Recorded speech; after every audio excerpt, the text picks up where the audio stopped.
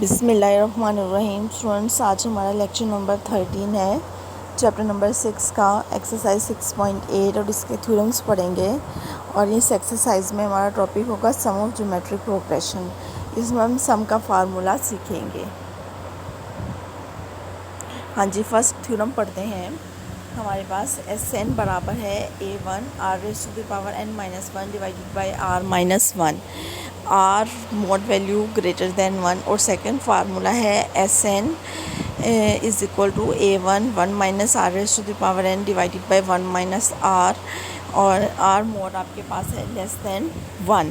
अच्छा स्टूडेंट्स, इन दोनों फार्मूले में फ़र्क सिर्फ इतना है कि फ़र्स्ट वाले फार्मूले में पहले आर वाली टर्म लिखी हुई है, बाद में 1, और सेकंड फार्मूले में पहले 1 लिखा हुआ है और बाद में आर। अब देखें 1 और आर, ठीक है, 1 और आर क्या है? रेशो। आपने ये देखना है कि रेशो बड़ी है या 1 बड़ा है, यानी अगर तो रेशो 1 से बड़ी है तो पहले रेशो लिख दें, अगर 1 बड़ा है तो पहले 1 लिख दें, ठीक है। दोनों में से जो बड़ी हो वैल्यू वो पहले और जो छोटी होगी वो बाद में होगी, ठीक है। अब हम इस फार्मूले का प्रूफ देखते हैं। हमारे पास एस एन बराबर है A1, एस एन क्या है? एन टर्म्स का सम। एन ज्योमेट्रिक, चूँकि हम जीपी में पढ़े हैं तो एन ज्योमेट्रिक टर्म्स का सम वो क्या है? A1 फर्स्ट टर्म, फिर A1 r square and so on A1 r⁻n−1, ठीक है।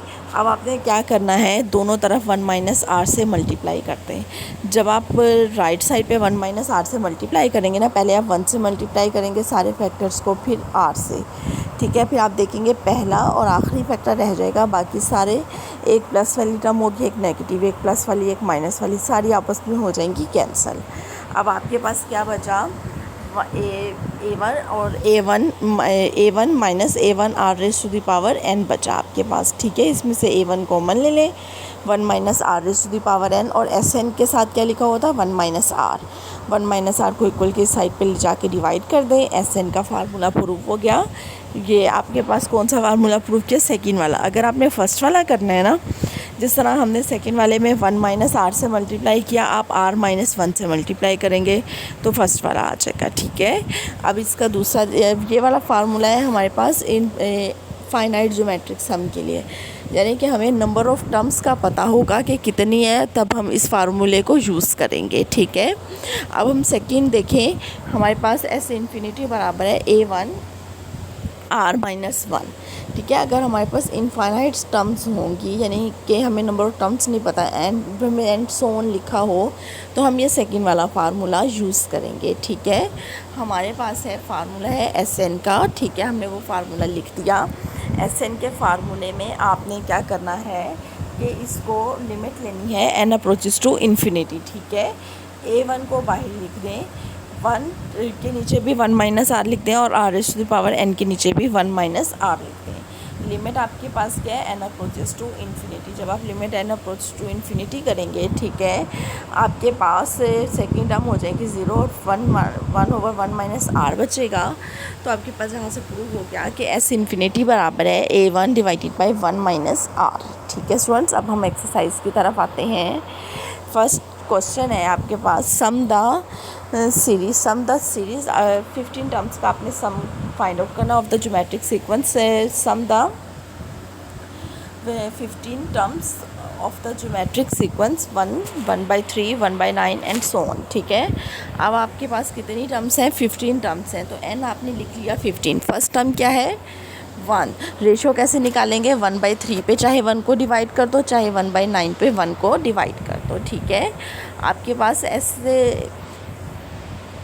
n का फार्मूला हम अब देखें। रेशो सबसे पहले हम निकालेंगे, रेशो आ गई 1/3, ठीक है। अब रेशो आप देखें कि 1 से छोटी है, इसका मतलब है कि हम पहले वाला फार्मूला यूज़ करेंगे, दूसरे वाला यूज़ करेंगे, जिसमें पहले 1 लिखते हैं, बाद में रेशो लिखेंगे। चूँकि 1 रेशो से बड़ी है टर्म, 1 बड़े है और r छोटा है, इस वजह से पहले हम कौन सा लिखेंगे? 1, बाद में लिखेंगे r।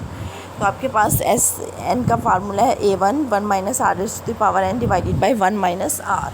अब A1 की जगह A1 की वैल्यू लिख दो, R की जगह R की लिख दो, ठीक है। इसको सिंप्लीफाई करें। जब आप सिंप्लीफाई करेंगे तो स्टूडेंट्स एस एन में जब वैल्यूज़ पुट किया ना, तो बटे में लिखा है 3/2, यहाँ पे ना ये गलती से 3/2 लिख दिया है, ये 2/3 है, ठीक है। जब ये नोमिनेटर में जाएगा तो ये 3/2 बन जाएगा, ठीक है। उसके बाद इसको नोमिनेटर को 2 पे डिवाइड कर दो, डिनोमिनेटर को 3 पे, साथ में मल्टीप्लाई में लिखा है ना, तो हम उसको कैंसिल कर देंगे, तो आपके पास फाइनल ये आंसर लिखा हुआ आपके पास आ जाएगा। नेक्स्ट क्वेश्चन पे चलते हैं। आपके पास है sum the series up to n terms तक आपने इसका सम फाइंड आउट करना है। आपके पास है 0.2, फिर 0.22, 0.222 एंड सो ऑन, ठीक है। आपने क्या करना है कि सबसे पहले तो ये इसमें से 2 कॉमन ले लें। देखिए स्टूडेंट्स, अगर तो हो ना जिस तरह 0.2 है, 0.22, 0.222, तो आपने 2 कॉमन ले लेना है। इससे अगला जो क्वेश्चन है ना उसमें लिखा होगा 0.3, 0.33, 0.333, तो आप उसमें से 3 कॉमन ले लेंगे, ठीक है। मतलब आपने 2 कॉमन आता है 2 ले लो, 3 आता है 3 ले लो, जो भी उसमें से कॉमन आता है सबसे पहले आप कॉमन ले लें। फिर अगले स्टेप में आपने क्या करना है, 9 से मल्टीप्लाई भी करना है और डिवाइड भी करना है, ठीक है। अब आपके ज़हन में एक सवाल आएगा, हमने पहले 2 कॉमन क्यों लिया, हमने फिर 9 पे डिवाइड क्यों किया, ठीक है। इसका जवाब ये है कि ये हमारे पास जो सीरीज़ गिवन है इसमें रेशो सेम नहीं है। अगर तो हमारे पास रेशो सेम होती ना तो हम इसको डायरेक्ट सम का फार्मूला अप्लाई करके इसका आंसर निकाल लेते। अब इसमें रेशो नहीं सेम, अगर आप 0.22 को 0.2 पे डिवाइड करोगे तो जो आंसर आएगा 0.222 को 0.22 पे डिवाइड करोगे वो आंसर दोनों सेम नहीं है, ठीक है। इस वजह से हम ये सारे स्टेप कर रहे हैं। और 9 पे भी डिवाइड करने का मकसद यही है कि हम रेशो सेम लाना चाह रहे हैं, ठीक है। अब आपके पास आ गया, जब आपने 9 पे डिवाइड किया तो 0.9, 0.99, 0.999 एंड सो ऑन। फिर आपने क्या करना है, अगले स्टेप में पॉइंट ख़त्म करके 1 और बटे में जितने डिजिट्स हैं उसके बाद पॉइंट के बाद उतने ज़ीरो आते जाएंगे, ठीक है। फिर उसके बाद आपने क्या करना है, ये आपके पास आ गया 1/10, फिर 1/100, नहीं सॉरी 9/10, 99/100, 999/1000 एंड सो ऑन, ठीक है। फिर आपने क्या करना है, इसमें एक और सिंप्लीफिकेशन यूज़ करनी है।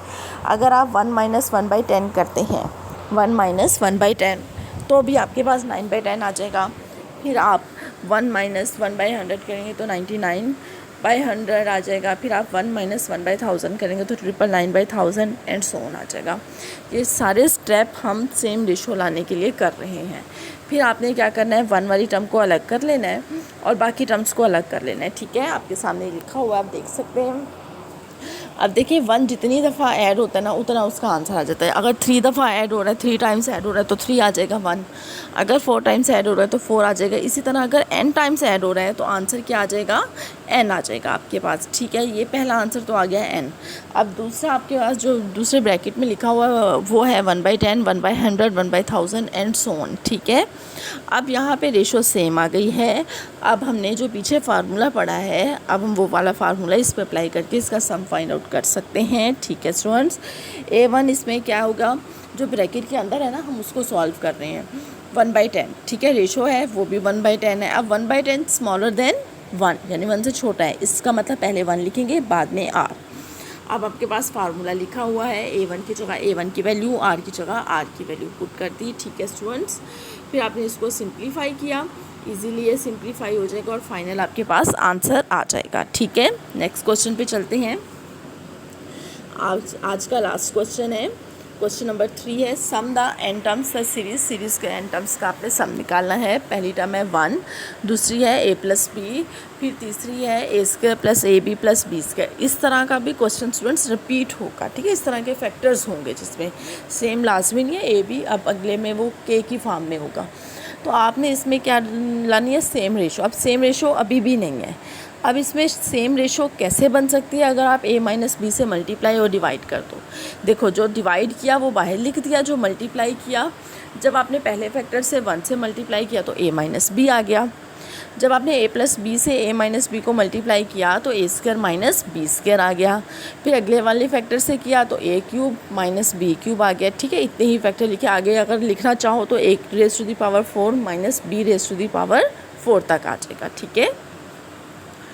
अब आपके पास जो आया है a - b, फिर a² - b², फिर आया है a³ - b³ and so on. अब आपने क्या करना है, a वाली टर्म्स को अलग कर लेना है और b वाली अलग कर लेनी है, ठीक है। जब आप a और b वाली अलग अलग करके ब्रैकेट में लिखोगे तो आपने देखें अब रेशो सेम है। वो रेशो क्या है, a।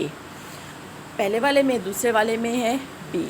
अब आप दोनों में सम का फार्मूला अप्लाई कर देंगे। a1 की जगह a1 यानी पहली टर्म लिख देंगे, पहले वाले में a, दूसरे वाले में b। पहले वाले में रेशो क्या है a, दूसरे वाले में रेशो क्या है b।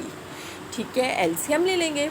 जब एलसीएम लेंगे तो जो b-1 वाला फैक्टर है उसके साथ मल्टीप्लाई हो जाएगा a-1 और a-1 के साथ मल्टीप्लाई हो जाएगा b-1। तो फाइनली आपके पास आंसर है।